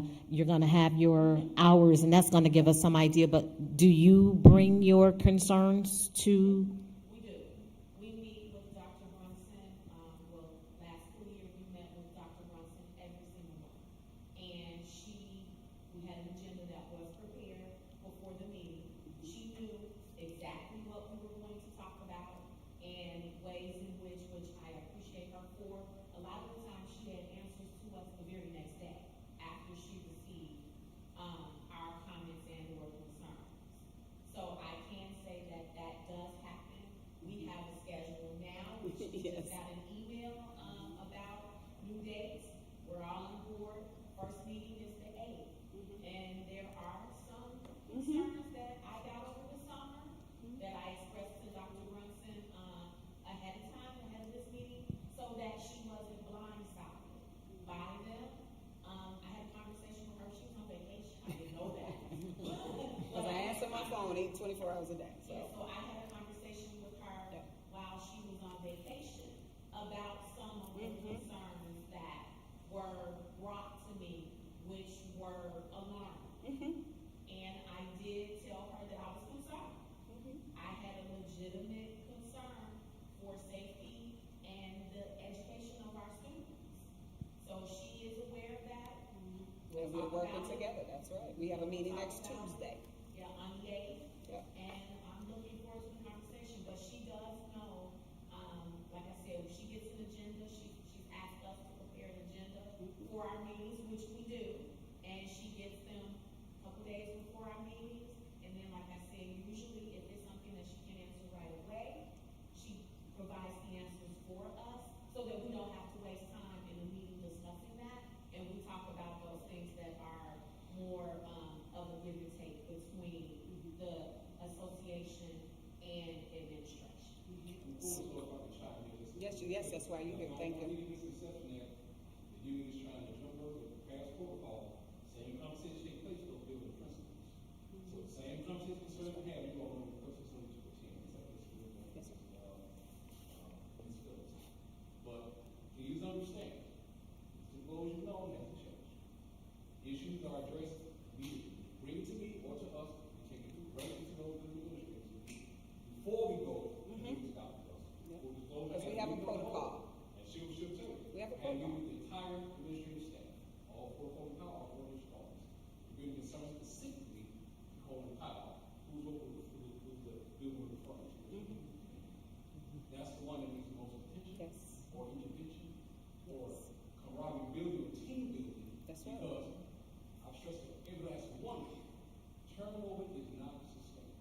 All these great presentations, all your aspirations are great. If you don't have a stable foundation, you won't accomplish what's already. You don't have a foundation. Yep. It's not advice. There's always an advice to mentor new teachers come in. That's how direct it is. So I want to be clear, so we're not, disrespecting anyone, jumping hoops, or going outside of our chain of command. Fully aware, anyone who says they're not fully aware is not being less Honest. And we have, and the thing about it is we have plans. I keep repeating, we didn't get here overnight. It's going to take time. But we have a very open, honest dialogue, sometimes extremely open, very honest, and we get down to it, and I'm aware of it all. There's not anything in this district I'm not aware of that I don't address immediately, but it's going to take us all. Even with we need positivity that we can make the change. Because if we're only admiring the problem and not coming with solutions, it won't change. So they're right. As soon as they bring something to me, we address it. Changes have been made. And I told Lisa while sitting there talking to her on vacation, I said, there is a plan. You got to let us work our plan, and we're going to do it together. And if things don't work out, then it'll be a different conversation. Okay, so if, you know how we had the reorganization plans previously, like if someone was in a building for, let's just say 3, 4, you know, however amount of years, and we just seen it steady going on decline, we in the past put them in a different building. So if Colin Palace is the building that we're speaking of, or whatever the case. I don't even ascribe to that. I feel No, like if that's you what I'm can't- saying, that's what I'm I saying. don't Is it at a ascribe- level of, Nope. no, that's what I'm saying, is it at a level of going somewhere else, or is that a level, well, I guess we can't really say it in open session, but as a Yeah, board, it's- we need to it's- know when because we end up having to make that vote, so we kind of need to know some of these concerns that are being brought to you, because when we make that vote or whatever, or the concerns are now being brought to us, it's kind of like, we all need to be on one Yeah, accord. right. So that we can get an But understanding. We also have to give, it also has to be that I give, let's just say, directives or expectations and give a chance for those expectations and directives to give them a try. No, I understand that. And if it doesn't, yes, and then that's when I, kind of loop you all in as to where we are as far as things are. Right, I'm just requesting that we know Yes. the concerns and what is stemming from that building is starting to go on a decline. Well, it has been for the last several years. Yes, that's what I'm saying. We didn't get here overnight. Right, and just knowing the information before, like both of you are saying, before we get somebody leaving the district Yeah, and that's saying like this, knowing it before in we advance. get a 5 essentials saying, this school is in disarray, before we, us knowing about this, before somebody's leaving and saying, this is why I'm leaving, because blah, blah, blah, blah, blah. Because it may not be the leader, it just may be the building overall needs Yes, a and culture and climate, just needs, absolutely. And I think that's what I'm trying Yeah. to get at. And culture and climate is everyone. Yeah. From the people who say hello to you when you answer the phone to the people who serve you. Right. Dr. Brunson often tells us that people don't leave their jobs. People leave people. And so if people are leaving people because we have a high number of resignations in certain areas in the district, then if we can disaggregate scores and find out where students are all the way down to who is getting what score, we need to find out the same way, disaggregate, I'm going to use that word, with this culture and climate, and narrow it down to where the issues or the concerns are so that we can heal and grow and move. Because I was looking at another district not far from us. We are ESD 159. They're District 159. They have 101 teachers. We have 125 teachers. They have 9 administrators. We have 22 administrators. They have 19 to 1 in the classroom. We have 15 to 1 in the classroom, yet their scores are more than double our scores, and we pay more. So that's everybody. That's from the teachers. All it's from everybody. administrator So on down. it's like we need. That's we need my to, point. We Is need it's to get it all. everyone. It takes everyone to move us in. It's not one person or one thing. It's everything and every person. They know I repeat this every time. My thing is having high expectations and holding people accountable, but it's also about supporting and challenging. If I support you, I'm gonna challenge you. If you don't meet the challenge, Okay, so at this time, I'll make a. Thank you. Good job. I'll make a motion to close our committee of the whole meeting. Thank you all so much for those amazing presentations, and we as a board look forward to some movement within our district because we all are pretty much on one accord. We actually have our retreat this Saturday, so we can improve as a board ourselves so that we can continue to be a great lead for you all as well. So at this time, I'll make a motion. It is now 8:35 p.m. Motion to adjourn. Motion.